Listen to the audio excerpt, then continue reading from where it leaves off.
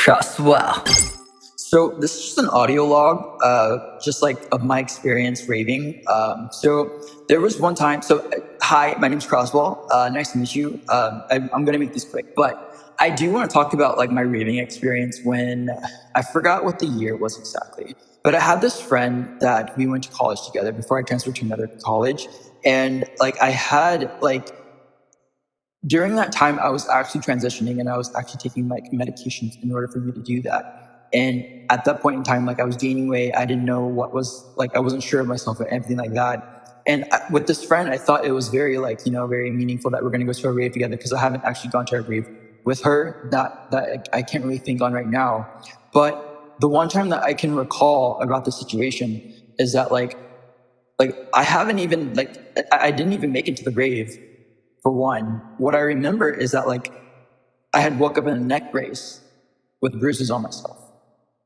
And then when I was in the hospital texting her, calling her, and she was not responding. And granted, it was like the morning time, but like you would think of how many messages and how many like calls that I had made just because she was my only means of transportation at the time because I didn't know what hospital that I was in. Like once she finally picked up, she was very vague on what happened because like I had woke up in a neck brace with bruises on my body. I am not talking to her again. Nah. Because like when I had asked her so many times like what happened that night, she never gave me a definite answer. It was very vague. And it makes me question friends in that regard because it's like if it's friends, you'd think that you would look out for each other. This is the reason why I have social like withdrawals from people and just the humanist aspect of making a connection with someone in the first place. Because no one's going to fully comprehend the other side of the story.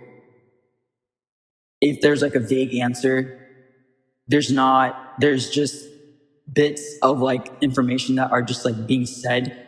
This is the reason why I am the way that I am. And I feel comfortable being 혼자, alone, because it's just like I'm to myself where I know myself.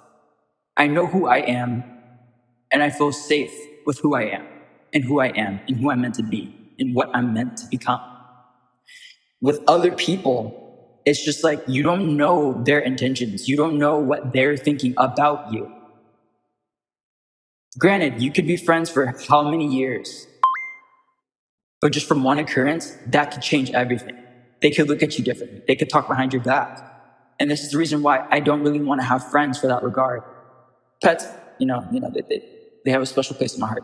But like other people, it's just like I don't know how to actually frame it into words. And it's very sad. This is my life.